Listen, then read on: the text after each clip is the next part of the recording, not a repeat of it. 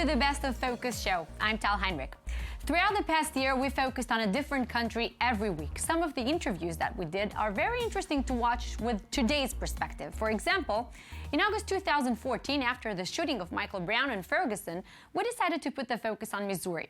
Unlike the state of New York, which is traditionally Democrat, or the state of Texas, which is Republican, the political allegiance of Missouri has kept on alternating over the last 20 years. Since 1904, Missouri has voted for the eventual winner of the presidential election, with three exceptions, including Mitt Romney and John McCain. They even have a name for this forecasting phenomenon called the Missouri Bellwether. Now, let's analyze it with Nathan Dickers, a journalist based in Kansas City. Hello, Nathan. Thank you for joining us. Hi, how's it going? It's going great. So first, Nathan, can you give us a short review of the political tendencies in Missouri? Well, you described it perfectly. It's very much a bellwether state. That means it swings as the country changes their political views. You have an interesting balance between conservative and liberal voters in the state, and that makes it very interesting come every election season. So what are the decisive factors for the population of Missouri when going to the polls? I mean, what tips the scale for them eventually? Well, I think you can really boil down the differences between rural and conservative. A little more than half of the state lives in Kansas City or St. Louis, and the other half lives in more rural areas. And those rural areas tend to swing conservative. Those metropolitan areas tend to swing more liberal because there are a lot of issues at play. Rural areas tend to be more deregulatory, which aligns with the Republican Party. The cities tend to require more social programs, which aligns them more with the liberal Democrats. Missouri obviously does not have a traditional political tendency. Does this mean that during political campaigns, maybe the state is getting more attention because of it? Well, Missouri counts for a very small percentage of the votes in terms of nationwide, but I think what you see, the focus on Missouri is more aligned with like political research because as Missouri's changes in political systems generally affect wider parts of the country. So you'll see Missouri as sort of a predictive state for other places in the nation. Nathan, so what about your prediction? What is your forecast for the upcoming, 2 years from now, the vote in Missouri? That's right. If I had to pick today, I would say that Missouri is sort of going through a conservative phase. That means that Missouri would probably swing Republican. So you never really know what's going to happen down the road with the way this state will vote. Thank you so much, Nathan. Thank you. On September 1st, Poland commemorated 70 years since the invasion by Nazi Germany. The September campaign marked the beginning of World War II in Europe. On that show, we spoke to Robert Biedron, a Polish politician who made history in 2011 by becoming the first openly gay lawmaker in parliament. Last year, he became the country's first openly gay mayor.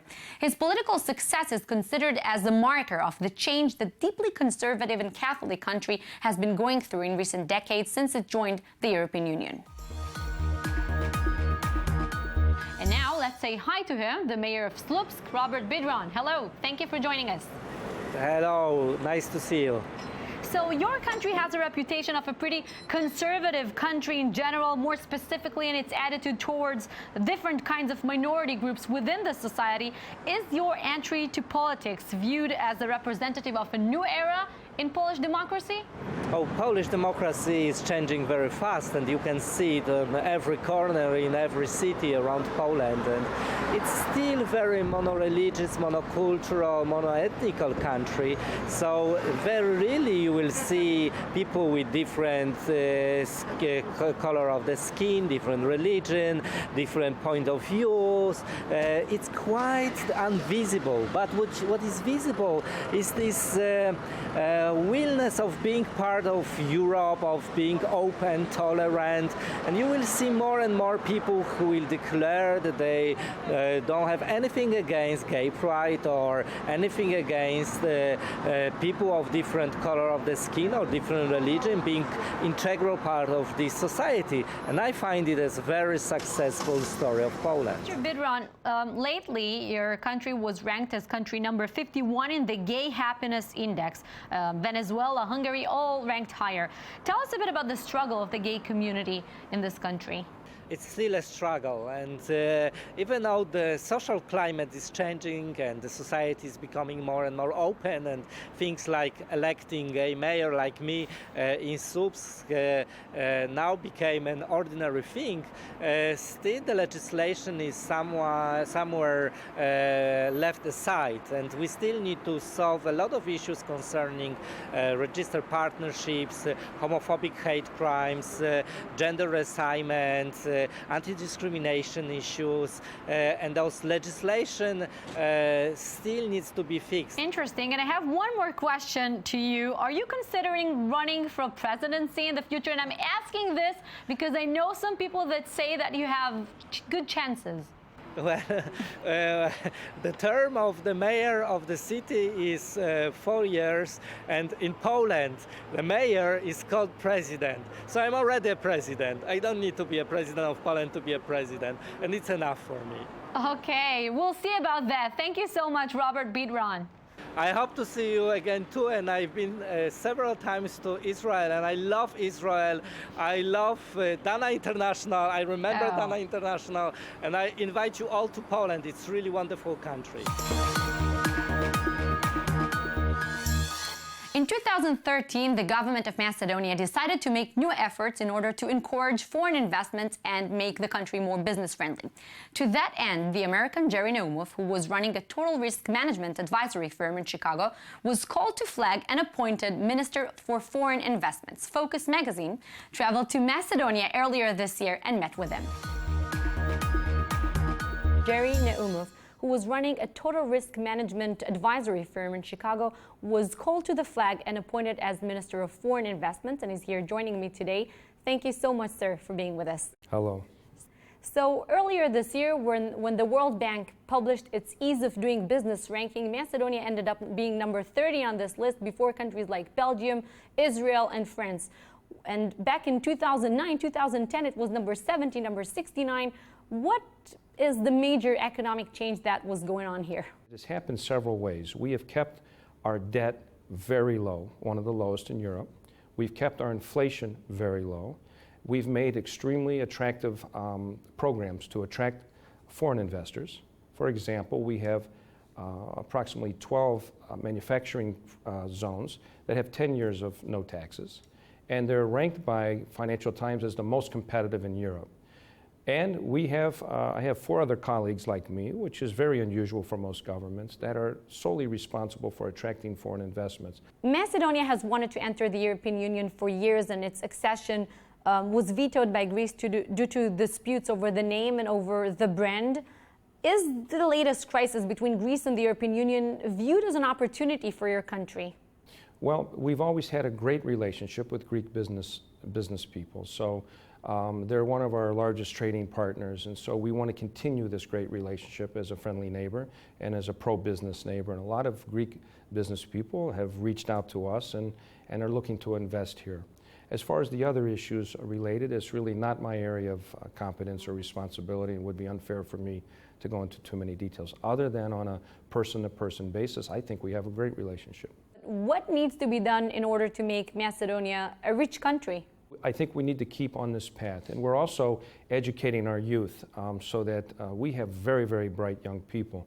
And some of the key things we've done with our youth is that they're taking mandatory English from kindergarten through 12th grade. Every child from 1st grade on has a computer in front of them as well as the teacher. So our graduates, although the unemployment's high, they're very bright.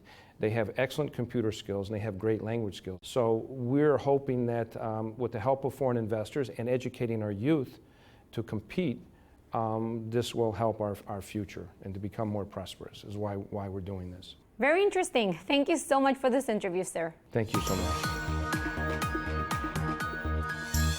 The Battle of Waterloo was a turning point in European history that ended Napoleon's reign as French emperor.